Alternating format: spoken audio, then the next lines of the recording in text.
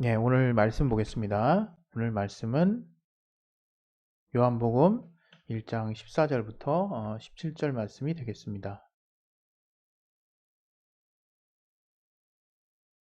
예.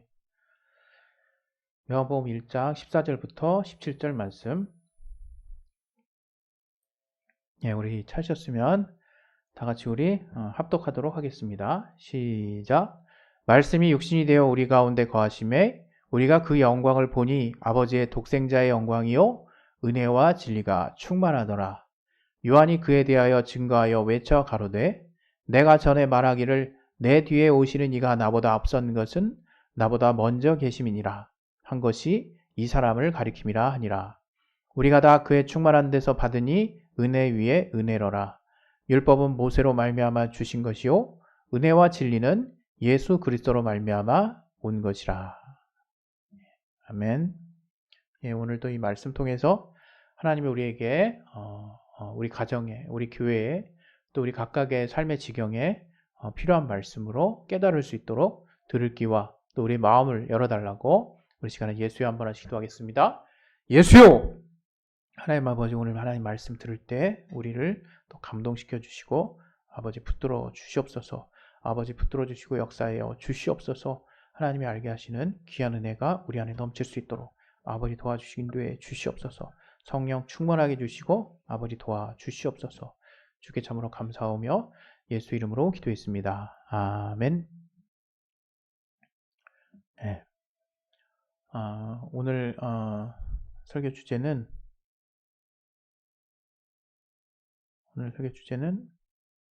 예, 은혜 받는 삶입니다. 은혜 받는 삶.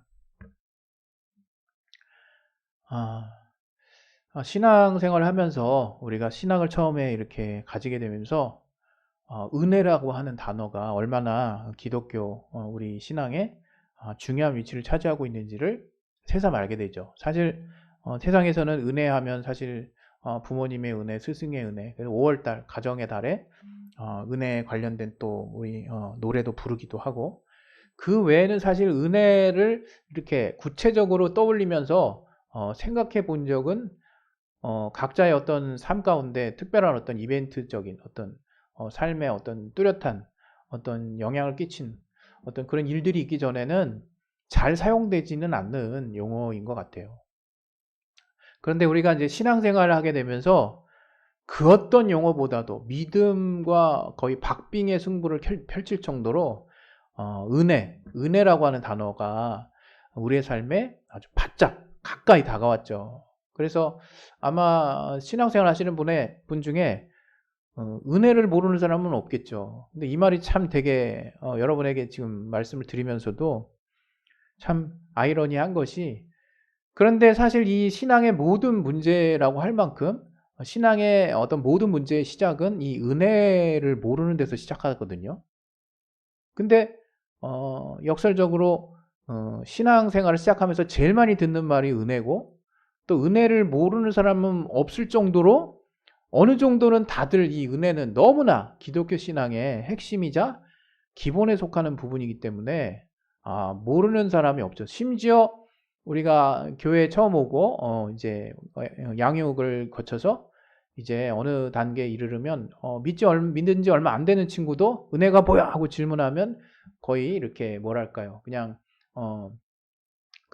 자동방으로 자기 안에서 그냥 이렇게 마치 문답식으로 이렇게 외운 게 나오듯이 딱 그냥 술술 나오는 내용이 뭐 예수 그리스도의 보혈의 공로요, 어?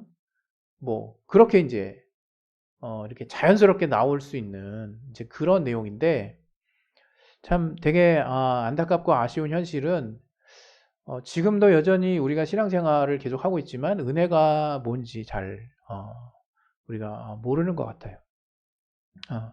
저 스스로가 어떤 은혜를 확실히 안다라는 차원에서 여러분에게 말씀 드린다기보다는 제가 아는 분량만큼의 이 성경에 나타난 그 은혜에 관련해서 저는 그 부분만큼은 뭐랄까요, 이렇게 별로 고민되지 않는 그런 확실한 어떤 제 안에 자리매김한 은혜에 관련한 이제 이야기들이 있는데, 다른 분들도 어느 정도 신앙생활하면 이제 그런 은혜와 관련해서는 어렵지 않게 자기 안에 체험적인 어떤 지식들이 경험들이 경험으로 말미암는 귀하게 자기 것이 된 은혜와 관련된 많은 이벤트들 그런 어떤 에피소드들이 있겠죠. 그런데 그럼에도 불구하고 제가 계속해서 여러분에게 좀 드리고 싶은 말씀은 은혜를 모르는 사람이 많다는 거죠, 여전히. 단지 그냥 신앙생활 한 지 얼마 안 됐기 때문이 아니라 신앙생활을 한 지 오래되고 나서도 정말 은혜를 아직 잘 모르는 그런 어떤 분들이 많이 이제 있으신 거죠. 그 이유가 무엇일까? 사실 여러 가지로 우리가 찾아볼 수 있고 각자마다의 어떤 삶의 어떤 역사가 있기 때문에 어떤 하나님이 주시는 복음을 제대로 받아들이지 못하는 어떤 한계가 있을 수 있어요. 그리고 오해가 있을 수 있고. 근데 그런 어떤 기본적인 것들을 다 차치하고 좀 약간 본질적으로 생각했을 때 정말 본질적인 어떤 이유라고 볼 수 있는데, 사실 우리가 은혜를 알지 못한다는 거는 엄밀히 말하면 하나님이 주시는 은혜, 하나님에 의해서 주어지는 은혜를 체험하지 못했기 때문이 아닌가, 그런 생각이 좀 들거든요.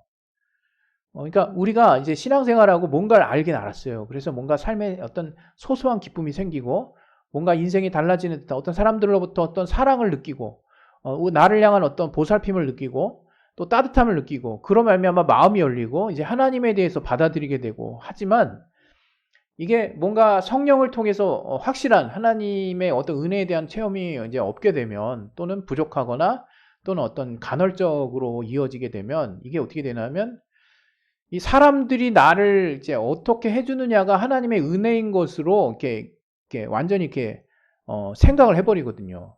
물론 하나님의 은혜는 사람들을 통해서, 믿는 자들을 통해서 전파가 됩니다. 뭐 보이지 않는 하나님의 은혜가. 그래서 사람들이 복음의 중재자로서 대단히 중요한 역할을 하죠. 특히 우리 먼저 믿은 믿음의 선진들과 그리스도인들은 하나님의 은혜를 정말 왜곡되지 않게 전파해야 할 책임과 의무가 있어요. 그런데 문제는 뭐냐? 그게 하나님의 은혜의 전부라고 생각한다는 거죠. 그러니까 특히 이제 나이 드신 분이나 이제 어린 친구들이 어떤 세상에서 모르는 어떤 이 교회 안에서의 따뜻함을 뭔가 느끼고 사람들 간의 어떤 교제를 통해서 하나님의 은혜를 이제 간접적으로 체험하게 되죠. 그래서 그 정말 저들이 자신을 향한 그 사랑을 구체적으로 이것이 바로 하나님의 은혜다, 하나님의 사랑이다라고 이제 치환해 버리기까지 시간이 좀 필요하고, 이제 그렇게 마음을 열어서 이제 마음을 딱 정하게 되면 이제 그 다음 단계로 나아가야 되거든요. 뭐냐, 이제 자기 스스로가 어떤 정말 보이지 않는 하나님의 도우심을 통해서, 성령의 감동이라고 하는 실존적인 도우심을 통해서 하나님이 나를 과연 어떻게 사랑하시는지를 이제 알아가야 되는 단계로 이제 넘어가야 되는데, 이제 그 단계로 가지 않고 거기서 멈춰서 그냥 사람들이 나를 정말 세상에는 어떤 사람들보다 아끼고 이게 정말 나를 이렇게 정말 귀하게 여겨준다. 그것도 굉장히 중요한 사실이죠. 그리고 실제로 그러한 것을 통해서 하나님 사랑을 알았다는 사람이 진짜 많아요.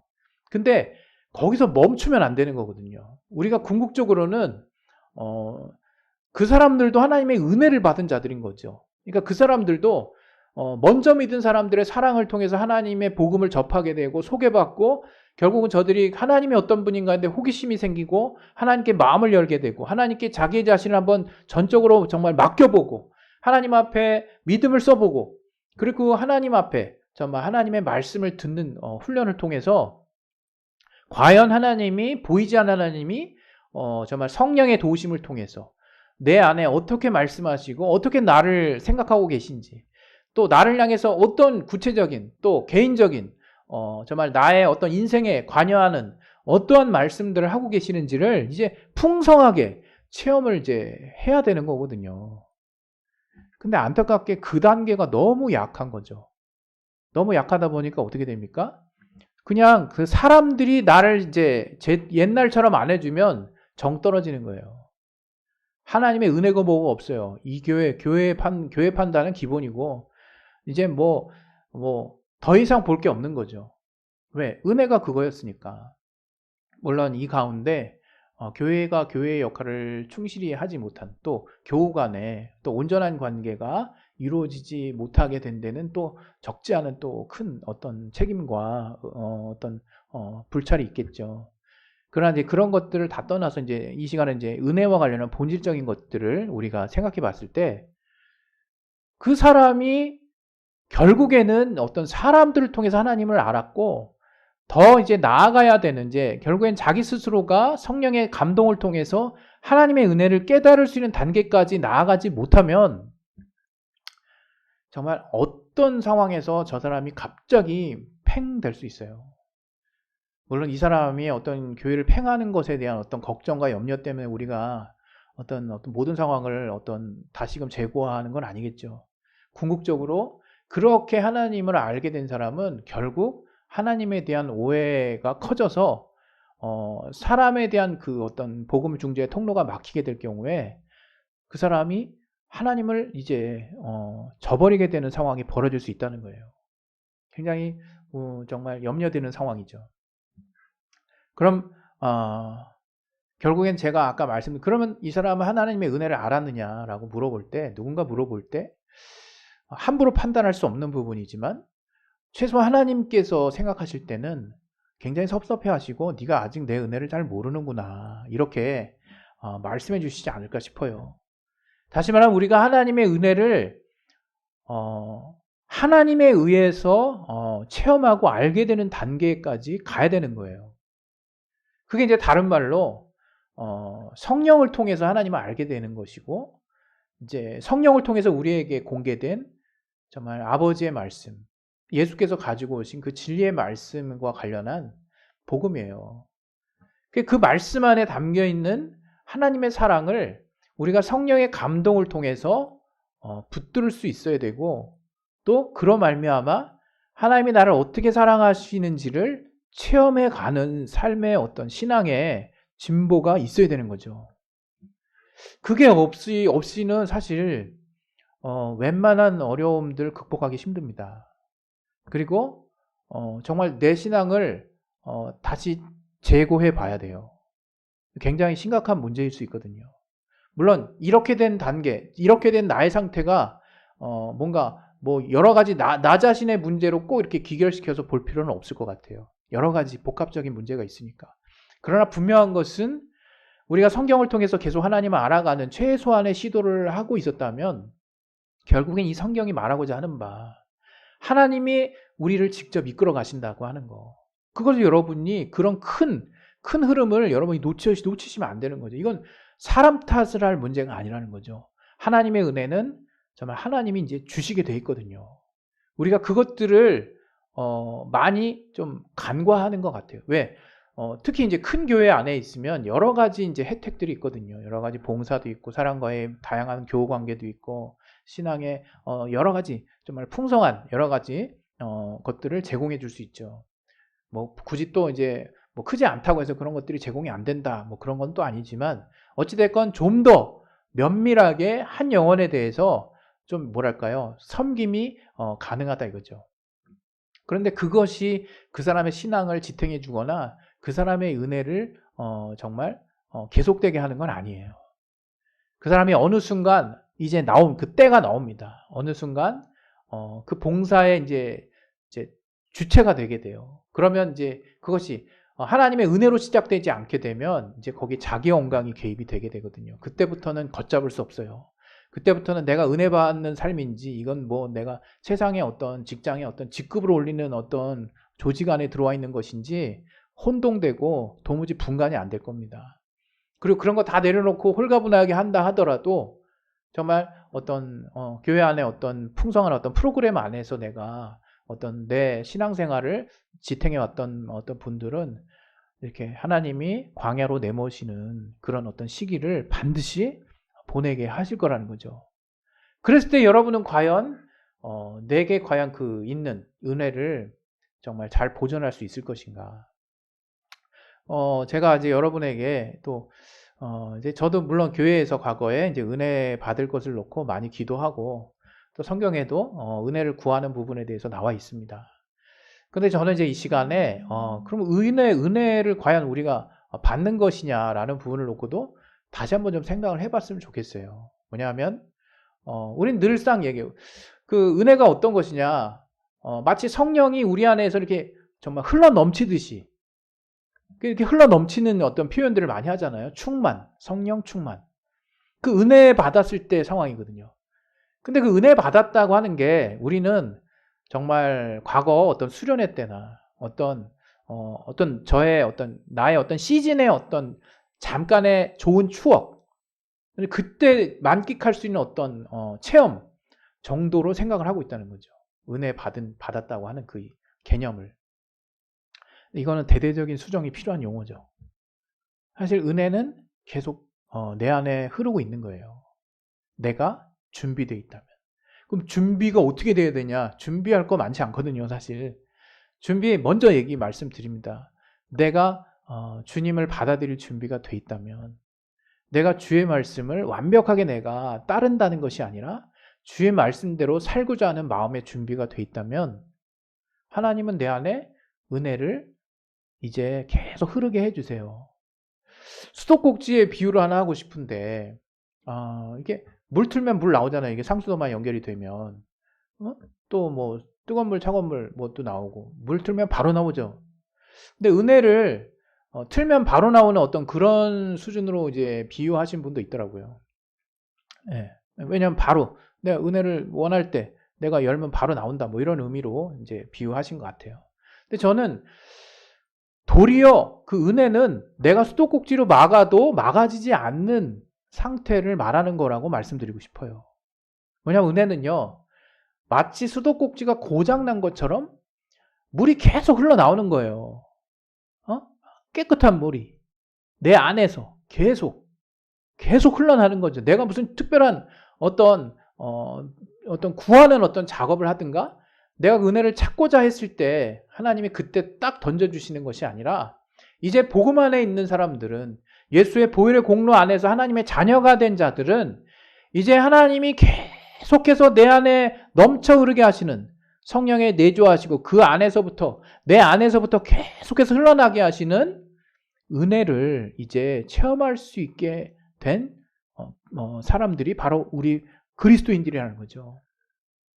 그래서 그런 의미로 따져본다면 은혜 받을 것을 놓고 기도한다, 이런 내용은 사실은 내 안에 있는 은혜를 다시금 이렇게 새롭게 한다라든가, 아니면 은혜를 정말 내가 어떤 내 안에 방해하는 것들 때문에 막고 있었는데 그 은혜가 다시 정말 이렇게 내 안에서 온전하게 깨달아질 수 있도록 해달라고 한다든지, 그런 의미로 우리가 받아들여야 되겠죠. 그러니까 다시 말하면 은혜는 이미 우리 안에 있다는 거예요. 왜? 오늘 같이 읽었던 본문이 뭡니까? 예수 그리스도에 대해서 나왔죠. 예. 말씀이 육신이 돼요. 육신이, 여기서 쓰인 육신은 사르크스. 그야말로 동물적인 어떤 살을 표현할 때 쓰이는 용어거든요. 사르크스가. 그야말로 손에 잡히는 물질계 안에서 손에 구체적으로 보이는 그런 육신이 되셨다는 거예요. 말씀이. 하나님이신 그 예수께서. 그래서 성육신에 대한 이야기를 하고 있죠. 근데 우리 가운데 임하셨어요. 그렇게. 근데 그의 글을 보니까 아버지의 독생자의 영광이 충만하고, 어떻게 그 다음에요? 은혜와 진리가 충만하더라. 그렇게 이제 말씀하고 있죠.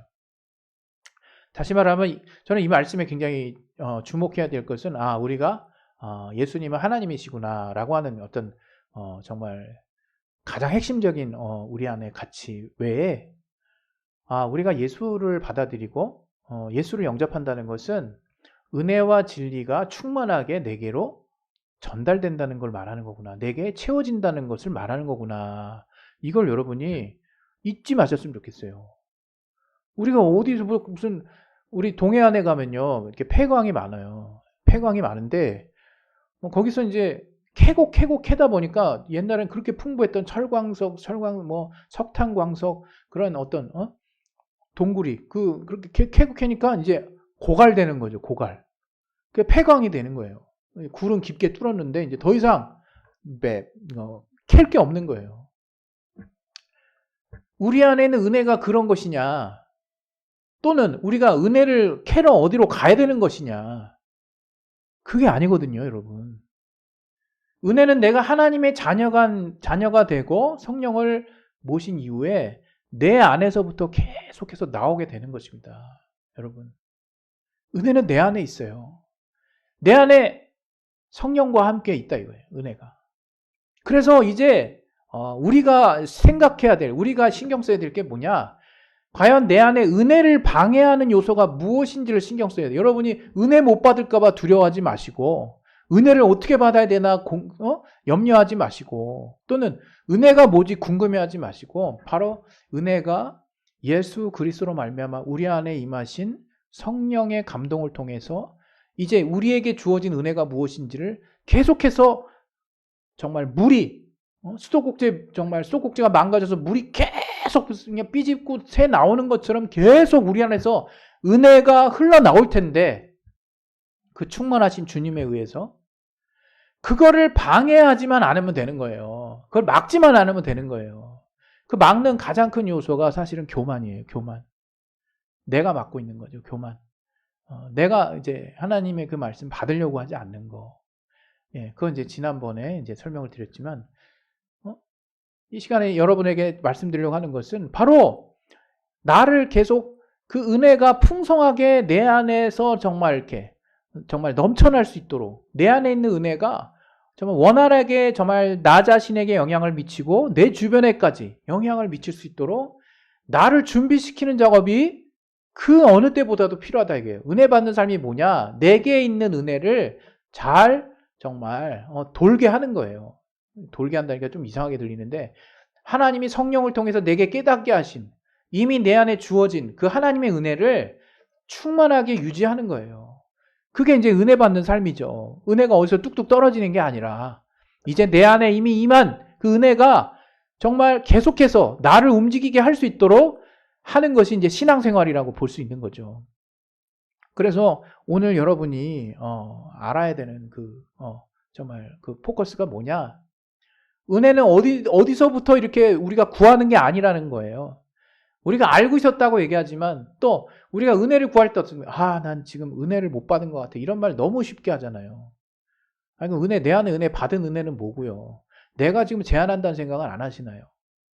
은혜는 내 안에서부터 나타나게 돼 있는 거예요. 어디서 뚝뚝 떨어지는 게 아니에요.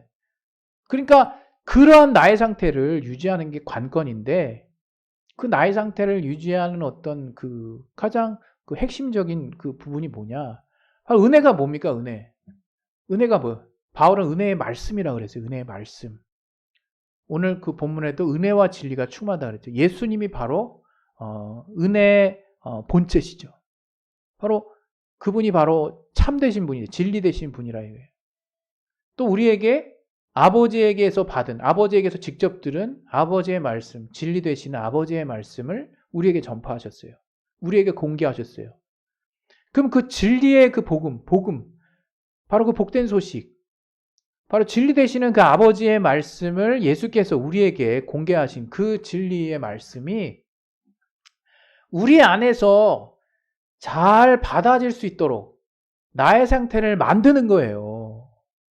우리 평소에 그냥 저는 이 성경의 모든 말씀을 다 그냥 하나님의 말씀이라고 우리가 생각할 수 있는데, 제가 어떤 특별한 말씀에 어떤 차별이나 우열을 가리려고 하는 어떤 의도로 비춰질까 봐 조심스럽긴 한데, 또 예수께서 우리에게 하신 그 말씀을 우리가 받아들일 때 여러분이 그 말씀을 어떻게 내가 생각하고 있는지를 여러분이 잘 좀 돌아보셨으면 좋겠어요.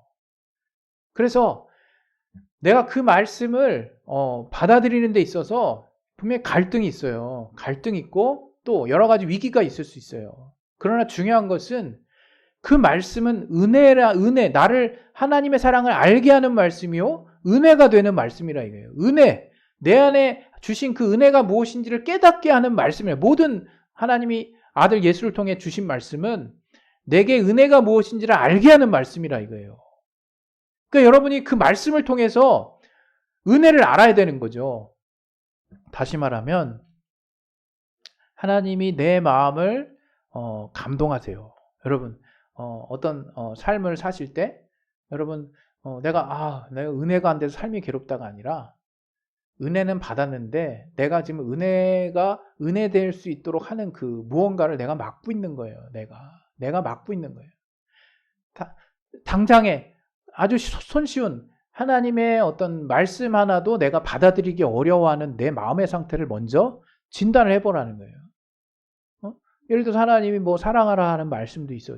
또 하나님이 용서하라는 말씀도 있고, 또 하나님이 또 어떤 상황에 대해서 지혜롭게 행하라는 말씀도 있고, 뭐 구체적으로 분명히 참 감사한 것은 이제 어느 정도 신앙생활을 해보신 분들은 성령의 내주하심을 통해서 어떤 삶의 다양한 분야에 대해서 하나님이 어떻게 하기를 원하시는지에 대한 감이 생겨요. 물론 이것이 전제가 있죠.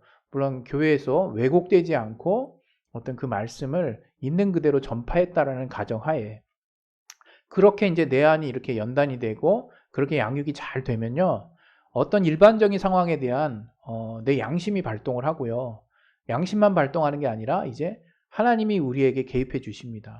그래서 말씀이 떠오르게 하신다든가 또 구체적으로 생각나게 하시고 그런 다양한 상황에 대해서 내가 어떻게 해야 될지에 대한 올바른 방향 또는 성령으로 말미암는 감동에서 평안함에 정말 기반한 하나님의 우리를 향하신 그 말씀이 정말 이렇게 캐치가 돼요.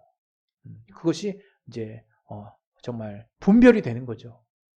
그랬을 때 여러분 어떻게 반응하시냐 이거예요. 저는요 이러한 가운데 하나님과 티격태격한 적도 많아요. 그리고 제가 버팅인 적도 많고요. 그러나 그 가운데 여러분 중요한 건요. 이렇게 하나님이 제 안에 두드리시는 통로를 계속 여러분이 넓게 넓혀야 된다는 거예요. 여러분이 거기서 불순종했다, 순종했다 이런 것을 제가 이렇게 대놓고 말씀드리는 게 아니라 순간적으로 불순종할 수 있고 다시 회개할 수 있고 돌아갈 수 있어요. 그러나 그렇게 하나님 말씀하시는 채널을 여러분이 자주 가져야 되는 거예요. 그렇게 되면 여러분 그 말씀이 정말 말씀을 통해서 말씀만 전해주시느냐? 은혜가 전달된다. 은혜가. 그렇게 하나님과의 어떤 긴밀한 소통을 여러분 자주자주 삶 가운데 이제 여러분 이루다 보면 이제 주님과의 친밀한 관계가 유지가 돼요. 그 성령 안에서 이제 여러분의 각각의 스토리 가운데 하나님이 어떻게 사랑 가운데 역사하고 계시는지 그 어떤 구체적인 응답의 산물들이 깨달아져요. 그러게 되면 어떻게 됩니까? 이제 하나님이 나를 얼마나 사랑하시는지 이제는 체험되기 시작하는 거죠. 느껴지기 시작하는 거죠. 나의 육체가, 나의 그 자아가. 그러면서 이제 하나님과의 관계를 이제 가지는 거예요. 여러분 삶 가운데 은혜를 못 느끼겠다. 여러분 은혜는 일시적으로 뭐 느끼거나 시즌별로 느끼는 게 아니에요. 그냥 일상 가운데 은혜는 주어진 거예요. 그리고 일상 가운데 물론 이전과 같이 뭔가 강렬하게 모든 어떤 뭐 부정적인 조건이 다 이렇게 차단되고 오직 하나님이 주시는 신령한 것들만 체험할 수 있는 제한된 공간 안에서 받는 그 은혜의 그 강도를 여전히 사모할 수 있어요.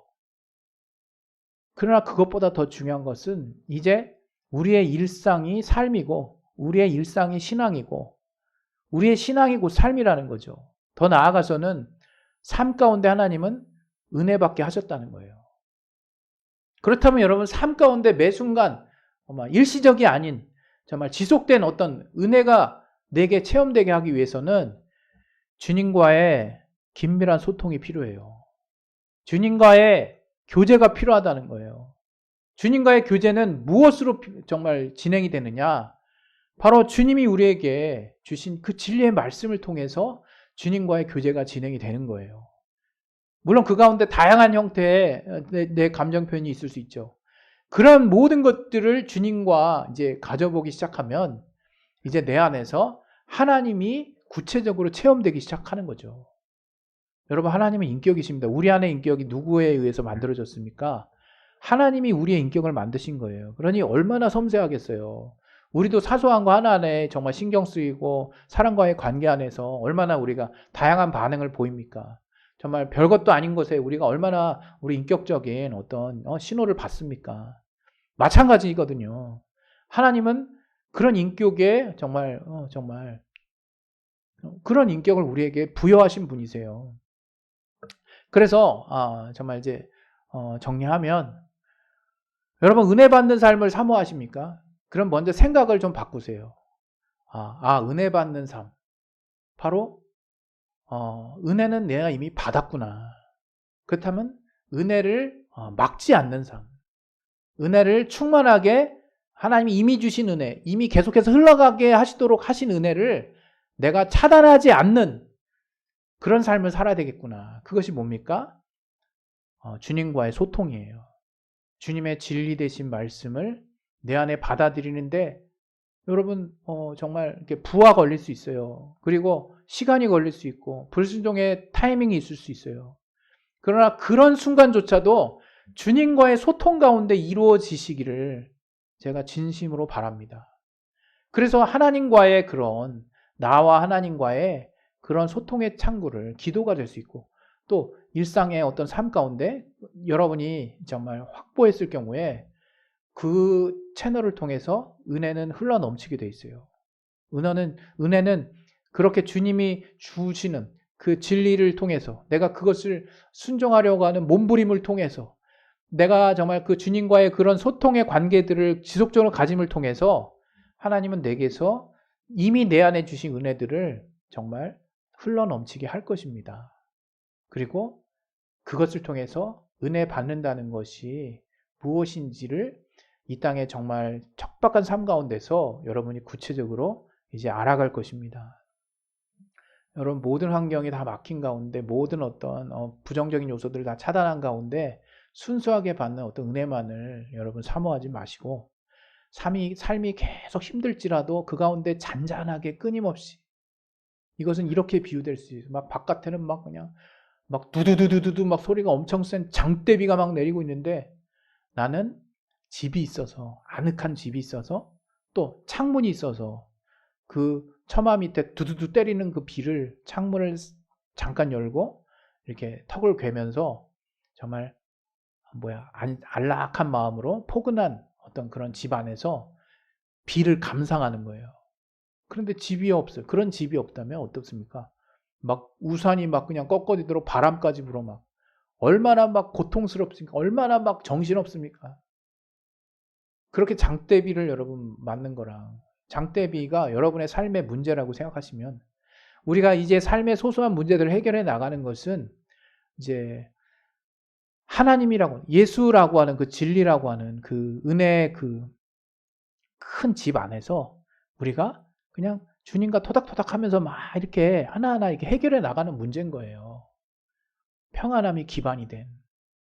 여러분 그러한 것이 정말 하나님이 주시는 은혜에 정말 엄청난 정말 우리의 뼈대를 이루는 정말 힘이라고 하면 여러분 어떤 걸 선택하겠습니까? 순간적으로 수련회 때 잠깐 받는 은혜를 택하시겠습니까? 이렇게 인생 전체를 거쳐서 내게 정말 모든 것을 하나님이 꽉 잡아주시는 가운데 그냥 소소한 문제를 주님과 논의하면서 풀어가는 그런 어떤 주님이 잡아주시는 그러나 뭔가 임팩트 있다라고 느껴지진 않지만 항상 평안 가운데 모든 것을 해결할 수 있는 그런 어떤 삶에 하나님이 주시는 정말 계속된 주님과의 교제 가운데 이루어지는 그 계속해서 넘쳐흐르는 그 은혜의 어떤 체험들을 하시겠습니까?